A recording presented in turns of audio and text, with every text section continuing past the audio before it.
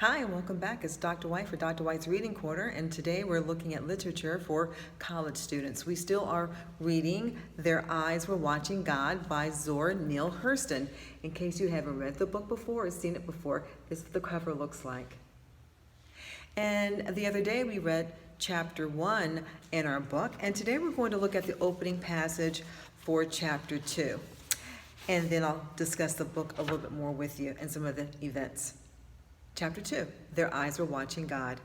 Janie saw her life like a great tree in leaf with the things suffered, things enjoyed, things done and undone. Dawn and doom was in the branches.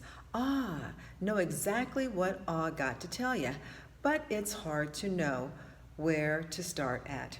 I ain't never seen no papa, and I did know if I did. My mama, neither she was gone for round dear long before I was big enough to know. That's called dialect. So we see Zora Neale Hurston introducing the characters speaking in dialect for us. Now remember, the other day we learned that the story is being told via an omniscient narrator. That means the narrator is not a character in the story. That narrator is all-knowing. So that was the opening of chapter 2 and an introduction to some dialect in the story. So we know that Janie Crawford has 3 husbands. Her first husband is Logan Killix. And this was an arranged marriage. An arranged marriage is a marriage where the 2 people are brought together by either a family or an individual. Then the second husband was Joe Starks. He ends up dying in the story.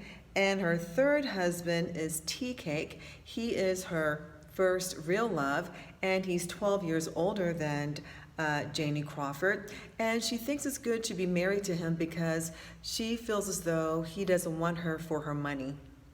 And some of the major events in the story, well, one is that Janie moves back to Eatonville.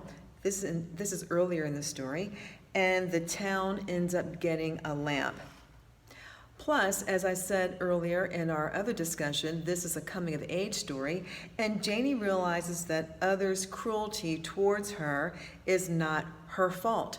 Because as she's in these marriages and things are happening, she begins to think that these are all this is happening because it's her fault. But as she begins to mature, go through life, begins to see herself in a different way, she begins to realize that it's not her fault.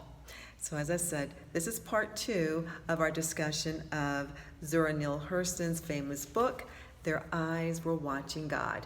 And stay tuned for more. Until next time, this is Dr. White's Reading Corner. Bye-bye.